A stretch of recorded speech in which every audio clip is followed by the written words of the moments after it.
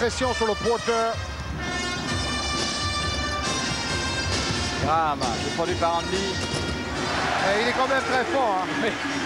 C'est un joueur de playground un tout petit peu, mais il va sortir Dijon de pas mal de mauvaises situations cette saison. Oui, il n'a pas des stats extraordinaires dans le jeu aujourd'hui, mais il est là tout le temps. Il a provoqué beaucoup de fautes. Et quand ils ont eu du mal à trouver des paniers, il s'est réveillé surtout. Là, un numéro d'acrobate de Andy. Il a raté des paniers incroyablement faciles tout à l'heure. Et là, il a réussi le plus dur. C'était pour répondre à son pote Graham. Il se défend en rigolant. Il va y aller là. En plus, il parle. Ah oui, Andy dit, tu peux pas m'arrêter, Phil. Et Phil a finalement gagné le duel. Oui, passage en force. Sifflé contre Paul Graham.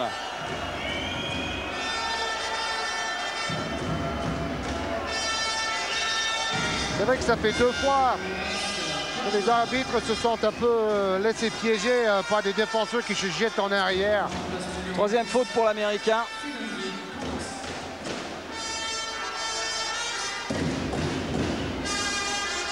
Plus 13 toujours. Ça s'est stabilisé maintenant l'écart. Il a mal, Phil Handy. Il a un peu mal à la cheville, je crois.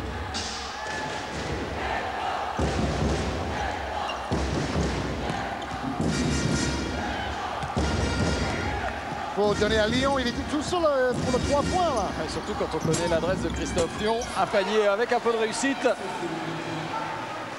pour Christophe Lyon. Surtout qu'ils ont besoin de marquer et vite. Il 3 reste minutes 35 à jouer.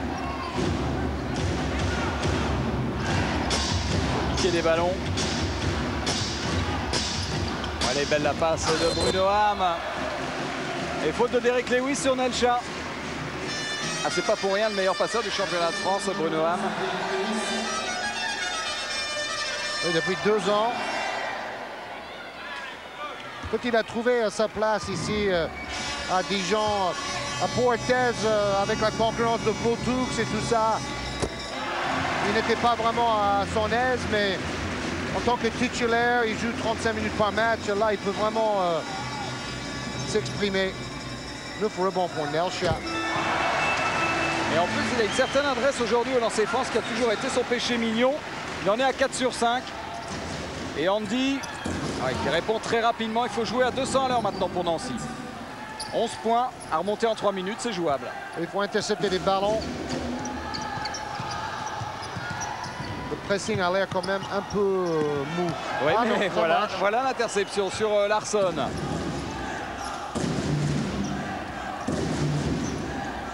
Durham. Et il obtient la faute, Pat Durham. En fait, les joueurs de Nancy sont athlétiques, mais en fait, ils ont du mal à vraiment construire quelque chose ensemble. On sent que chacun peut prendre le ballon et jouer l'un contre un et trouver une position, mais le collectif manque de lion. Ce qui est curieux, parce que c'est un groupe quand même qui ressemble énormément à celui de l'an dernier. Il n'y a pas beaucoup de changements, à part Andy qui a remplacé Mike Ratliff. Temps mort demandé par Singleton. La seule et unique chose qu'il peut faire maintenant pour gagner le match, c'est de mettre les shoots à 3 points, OK? Et sinon, on perd la balle au bout de 10 secondes, OK? All they can do to get back in the game is shoot threes, all right, and make us lose the ball early. If we're concentrated, we should not lose the ball. Do not dribble the ball, d'accord? Ne pars pas en dribble comme ça, OK? Make them come and get you. Then we dribble the ball. We don't dribble in the corners, OK? Pas dans les coins, OK? Le chrono, c'est pour nous. All right, we have 30 seconds. We make them come get us. Then we drive the ball. They have 8 fouls.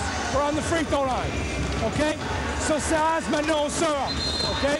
On everybody, we come out. We don't give threes, OK? 3 minutes de concentration.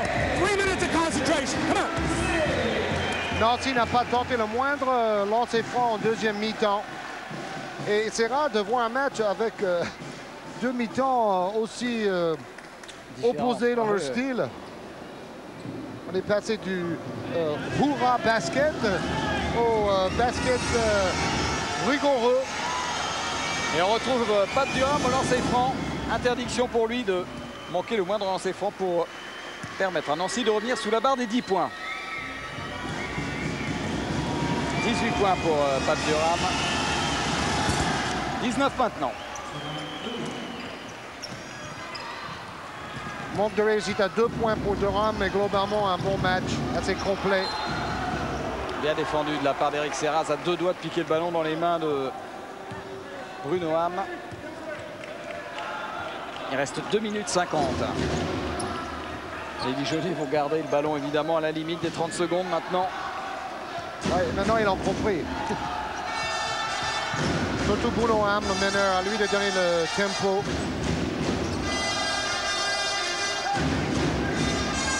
Ancien joueur de Strasbourg. 8 secondes. 6 maintenant. Une brique. Il est allé pour prendre le rebond. Et vraiment, la réussite est dijonnaise. Hein, parce que là, c'est fou.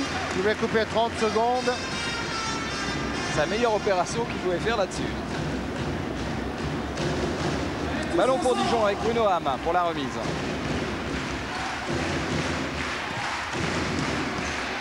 Kisfield. Il faut aller provoquer un petit peu.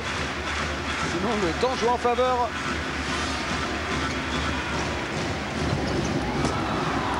Et rebond pour Graham et faute.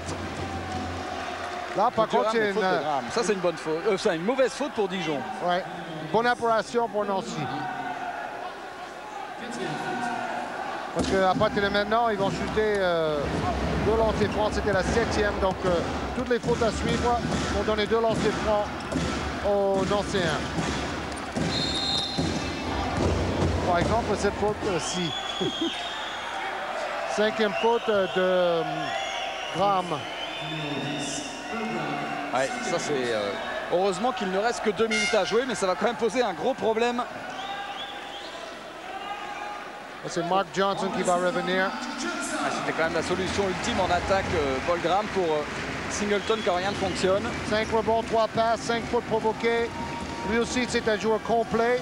Je vous disais, la meilleure évaluation lors de la 2e journée de tous les joueurs en Pro A. L'évaluation, c'est les statistiques cumulées pour trouver un chiffre.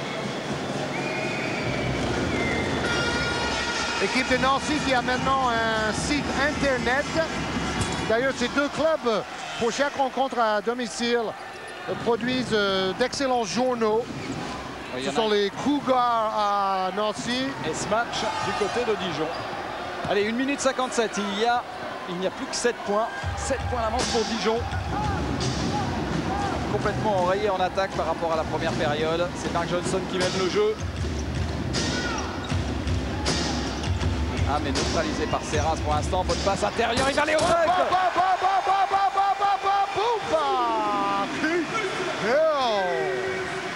Ah, c'est bien ce joueur. Hein. Il est vif, il va haut, il est spectaculaire.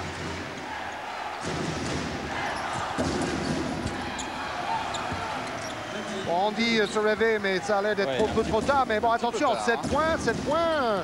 1-17. Ils arrêtent le chrono tout de suite. C'est une faute d'Eric Serraz. Pour signaler, on ne l'a pas encore dit, que l'équipe de Nancy a joué en préparation 2 matchs contre Pizarro, l'équipe de Yann Bonato. Ils ont gagné un des 2 matchs. Et sur un plan beaucoup plus tragique, ils ont joué en amical en Italie à Gubbio.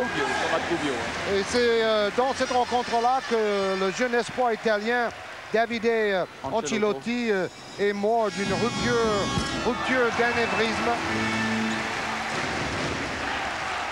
65-56, 1-15.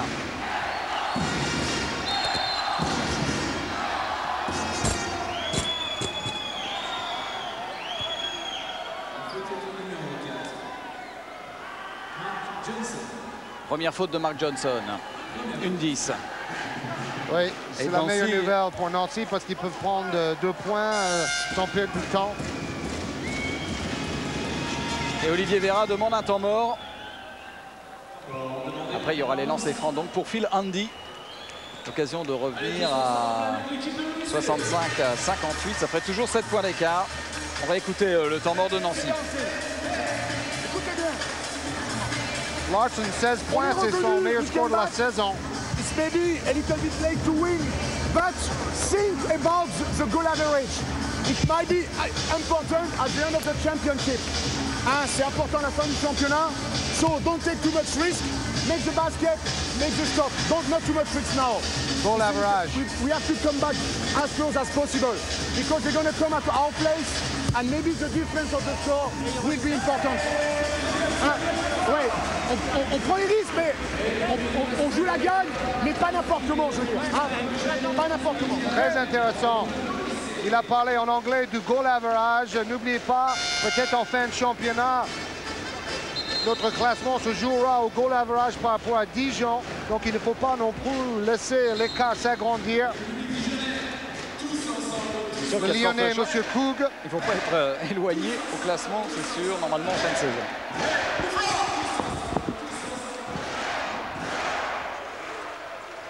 Cyril Julien.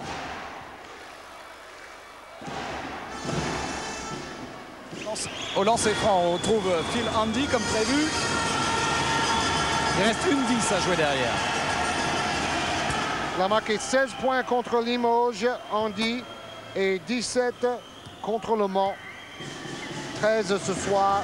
Oui, mais quand même un petit match globalement de Phil Handy avec un pourcentage très faible, 33% seulement. Beaucoup d'actions forcées, surtout en première mi-temps. Il n'a pas pesé sur le jeu, quoi. Et il a eu du mal à tenir Graham, même si c'est vrai que Graham n'a pas cartonné en attaque. Il a quand même eu pas mal d'influence sur le jeu. C'est sévère cette faute sifflée contre Eric Serraz, qui était allé prendre le ballon dans les mains de Bruno Ham à 1 minute. J'aimerais bien revoir ça au ralenti parce que cela aurait pu être un tournant. Si Nancy allait marquer, ça faisait 5 points sur le monde d'écart.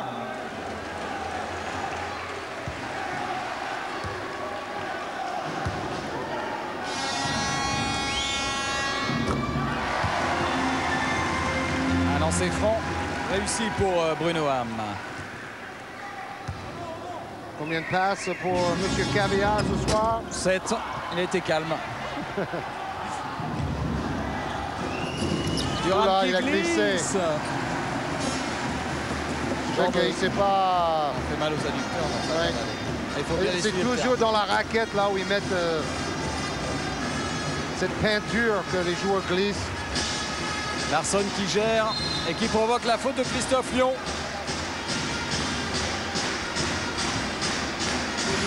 Une équipe de Nancy qui aurait réagi un peu tard quand même aujourd'hui, même si la deuxième mi-temps est bien meilleure. Alors on revoit la faute de tout à l'heure. Y avait-il une faute? Quand on voit le ralenti, apparemment, je crois pas. L'interception a été bonne. Ah oui, grand écart. Il a glissé même en dehors de la raquette.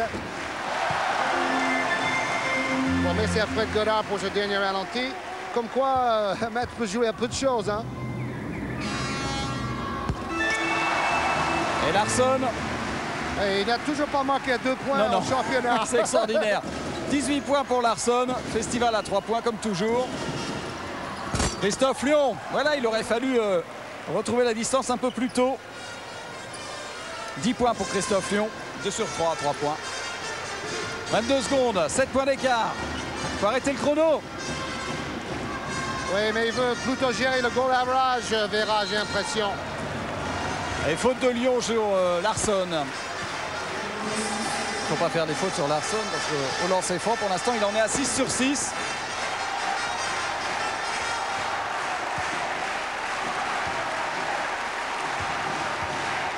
Et le public de la JDA qui dit faut scander, on a gagné. C'est vrai que c'est lancé franc de Larsson. Il faut dire que Larsson, c'est le meilleur buzzman avec Strulens. Ah oui, oui, ça. Depuis 2 saisons maintenant qu'il est en France. C'est un des rares qui soit d'ailleurs resté d'une année sur l'autre. Il y a aussi le Strasbourgeois Lettonen, le Finlandais. Mais sinon, il y a eu pas mal d'écrémage entre les 2 saisons. Interception. Et Larsson qui a peut-être marqué son premier panier. Non, à 2 points. C'est terminant non pas par un dunk d'Alex Nelcha. 72-61. Olivier Vera qui réclame. Voilà, un mot avec Bruno Ham. On a vu 2 mi-temps à 2 visages complètement différents. Basket très rapide en première mi-temps et les 2 équipes ont géré davantage en deuxième. Je sais pas si on a géré, mais on a eu beaucoup plus de mal effectivement. Depuis le début de saison, on joue bien en première mi-temps, en deuxième mi-temps on peine un peu. On se crispe un peu parce qu'on est à domicile. Mais ce coup-ci, on a réussi à l'emporter. Parce qu'on avait quand même la défaite de Gravelines en travers de la gorge. Oui, est-ce que c'est parce que la défense de Nancy a attaqué un peu mieux la deuxième mi-temps, peut-être? C'est sûr qu'en première mi-temps, ils ne devaient pas être très fiers parce qu'ils n'ont absolument pas défendu, je crois qu'on peut le dire. En deuxième mi-temps, on a mis 20 points, c'était effectivement nettement plus difficile. Mais on n'a pas très bien joué offensivement, c'était pas très fluide. On a cherché des solutions individuelles et ça passe que par le collectif de toute façon. En parlant des individualités, c'est la bonne pioche, la paire d'Américains quand même. Hill, 4 contre, une grosse présence, et Graham, très fort en 1 contre 1. Ouais, c'est sûr qu'en plus, en dehors, ce sont des garçons très bien. Donc, effectivement, c'est la bonne pioche pour nous. Et quand on a de bons Américains, et des bons Français autour, avec de bons jeunes aussi, on peut espérer faire une bonne saison. Merci, Bruno. Oui, moi je suis en compagnie d'un ancien de Christophe Lyon qui va nous expliquer un petit peu ce qui s'est passé en première mi-temps. Nancy est complètement passé au travers. En deuxième période, on a vu un autre visage. Oui, je crois qu'on manque de lucidité encore ce soir, comme contre à Limoges. On fait de très mauvais choix en attaque, on pénètre beaucoup trop et on manque de solutions en dessous. On se retrouve obligé de shooter et à prendre des contres, beaucoup trop de contres sur la première mi-temps parce que je crois qu'on en prend 5. En défense, je pense qu'il faut quand même augmenter encore cette pression défensive, ce qu'on a fait en deuxième mi-temps et on a gagné beaucoup plus de ballons. Maintenant, c'est la tête en ce moment, je ne sais pas vraiment ce qu'on a, on n'arrive pas à l'extérieur du moins, à jouer sobrement, à ne pas forcer des tirs. Et contre Dijon, un bon Dijon ce soir, ça ne pardonne pas. Oui, on avait l'un des arguments de l'équipe de Nancy en début de saison, c'était de dire bon, il y a un collectif qui reste à peu près le même. Or aujourd'hui, on a trouvé qu'il manquait un peu de fluidité de collectif justement. C'est paradoxal, non? Oui, c'est vrai que le problème à l'heure actuelle, je pense qu'on garde beaucoup trop le ballon en main et on perd le timing sur tous nos systèmes. Et ça, c'est là où voilà, on a le collectif, on le travaille à l'entraînement, ça marche. Et arrivé en match, on veut trop bien faire. Je pense que chacun veut trop bien faire, garde le ballon, parfois trop de 1 contre 1. Et on perd ce timing qui nous a fait gagner contre Le Mans et lequel on retrouve à l'entraînement et on n'arrive pas à le retrouver en match. Donc moi je dirais il faut encore travailler, garder moins le ballon, faire des passes un maximum, bouger et on arrivera à retrouver le collectif de l'année dernière. Merci beaucoup Christophe. Bruno, un mot, on a 1 minute Chris. Est-ce qu'on peut faire défiler les statistiques et demander l'avis de Chris Singleton ce soir? Je pense qu'on attaque le premier mi-temps, comme on voit, on finit à 48%. Je pense que le premier mi-temps, on est beaucoup plus fort. Je crois qu'on a tout simplement eu un petit peu peur de gagner le match. On a joué notre basket à nous le premier mi-temps. Nancy certainement a beaucoup mieux joué. Là, on voit Larson très précieux avec 20 points. Alex Nelster aussi avec 14 points. Andy, il a mieux joué le deuxième mi-temps avec 14 points. Donc je pense que c'était un match très équilibré entre deux équipes d'attaque. Je pense que la victoire pour nous est logique. Oui, vous avez été plus fort au rebond et j'ai l'impression que chaque joueur est bien dans son rôle. On a le shooter Larson, l'intérieur Hill, le joueur d'un contre un Graham. Il y a un peu de tout dans cette équipe. Tout ce qui nous manquait ce soir, c'est Laurent Bernard qui avait une tâche en défense à faire pour nous ce soir. Mais je pense que Laurent, il reviendra la semaine prochaine.